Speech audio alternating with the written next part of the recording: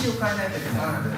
武術において重要なのは自分の体の重さをうまく活かせば。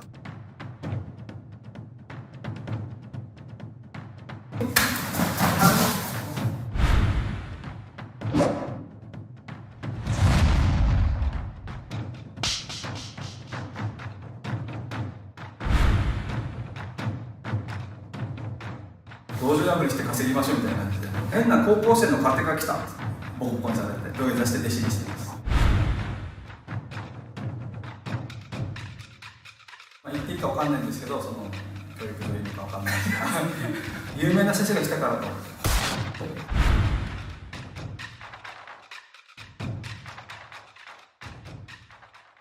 ウィーバー先生、実際にアメリカに武者修行行かれてた時の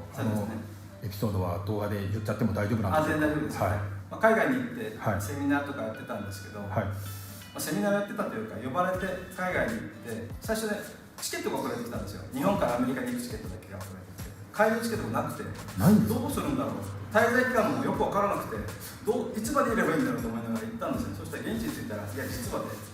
お金ないんだって言われて、どうすんのって道場破りして稼ぎましょうみたいな感じでいろんなとこ回って、道場をとは言えないですけど、いろんなとこに行ってそこの強い人を相手にしてセミナーをしましょうと。そしてセミナーしたお金で稼いで、宿代と生活費とあとは帰りのチケット代を稼いで、帰ってきました。その時は先生、今みたいに温厚で優しそうな感じではなく、やっぱ多少その時ベンチプレスも180キロぐらい上げて筋力も強かったわけじゃないですか、はい、怖そうに見えたわけですか？そうですね、怖そうに見えたんですけど、顔が今ひげをちょっと出してるんです。これわざと伸ばしてるんですけど、老眼でもともと当時行ったのは27、8ぐらいでしたね、高校生ぐらいしか見えない、なんか変な高校生の勝手が来たって地元で有名になっていろんな人集まってきたんですけど、みんなもう弱そうに見えるからガンガン来るわけですよね。強そうな人が来て、身長が、2メートル20センチ、体重が160キロで消防士さんで、仕事は何ですかって聞いたら、ビルの70階まで30キロのホースがついて走るんです。すごい強い人が来て、じゃあ全力でつくから受けてみろって言われて、じゃあいいですよってつかせて、僕はこのまま立った状態、こう引くこともなく、状態で全力で振ってきたのを外ってましたんですよ。そしたらそれからみんなが言うこと聞いてくれて、このすごい人来たみたいな。で習ってくれて帰るチケット代も稼げたんです。エピソードがもう濃いから、はい、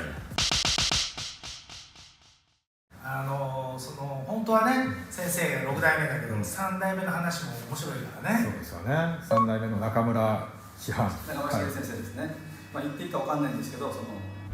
上いいのか分かんないですけど中村師匠先生大丈夫でいいそうだったら、もともと沖縄憲法っていうのは泊まり手の、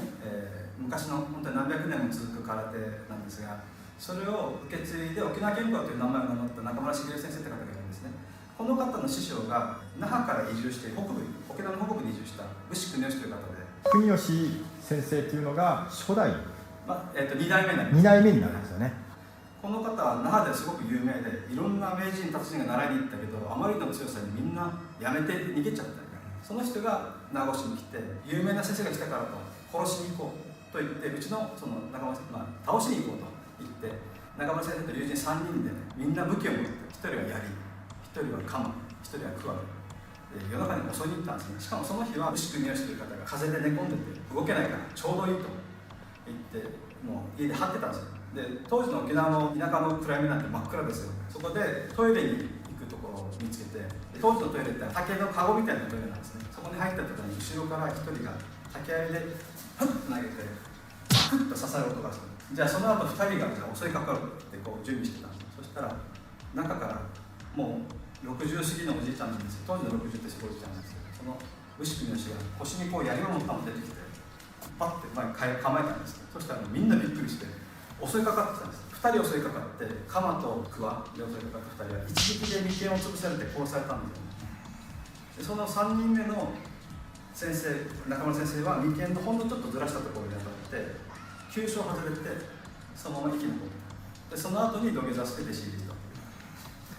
なんだかここに傷がまだあったんですよね。でその先生に私の師匠である、親父の師匠でもあるんですけど、宮田先生って方が2回勝負挑んでるんですよ。1回目に挑んでボコボコになって弟子入りして、2回目の時はもう70ぐらいの時の先生、中村茂先生に30歳ぐらいの宮津先生が挑んで今日勝負してくるって言って出てったんですって。で帰ってきた時に言ったのが負けたよ、30歳差があってももう当時の70歳ってすごいおじいちゃんですよ。そのおじいちゃんにボコボコにされてたんで、僕も宮田先生に勝負挑んでボコボコにされて土下座して弟子入りしてます。沖縄憲法の歴史はこんな感じ。5代目はお父様になられるわけじゃないですか。お父様には挑戦はされたんですか？もう何度もボコボコにされてます。子供の頃から。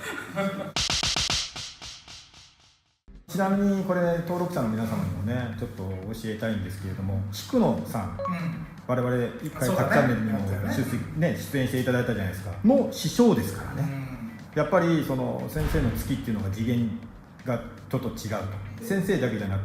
先生の教え子さん、お弟子さんもみんな月がすごかったと。っていうことはその教え方も含めて先生からいろいろ学びたいということで弟子入りを志願して初段まで黒帯巻かれてるわけですよね。今は辞められて誰でも何歳からでも強くなるっていうことで誰強道場を経営されてるわけで、沖縄拳法空手のそのリズムがちゃんとこう引き継がれてるわけだと僕は思ってるんですけれども、菊野先生も山城先生はバコバコぶっ倒したんですか？軽く手合わせからしましたけど、そんなすごいバチバチやったことはなくて、最初セミナーでね、当時僕がスポーツ空手の雑誌で連載している時のセミナーなので、みんなスポーツ空手選手と思ったら編集長から電話来て菊野という強い格闘家が来るんですよって連絡来たんですね。僕は菊田早苗さんと思ってそんな有名な人来るんだと思って、いや菊野ですって言うから、知らないなって知らないまま参加してきて、月を受けたいかなんか体験してもらったんですよね。そしたらその月を僕はそんなに強く打ったつもりなかったんですけど、すごく聞いたみたいで、すごい月を食らったって感じで長く来てくれて、とてもねなんていうんですか、真面目で本当すごく一生懸命で器用な人ではないんですけど、純粋に一生懸命頑張って、で今は本当に誰強道場で誰でも強くなれるっていいですよね。強い人が強くなることって僕はあんまり興味ないんですよ。弱い人が少しでも強くなって人生が豊かになる。あとはまた自分の弱さで不安を抱えてたりする人が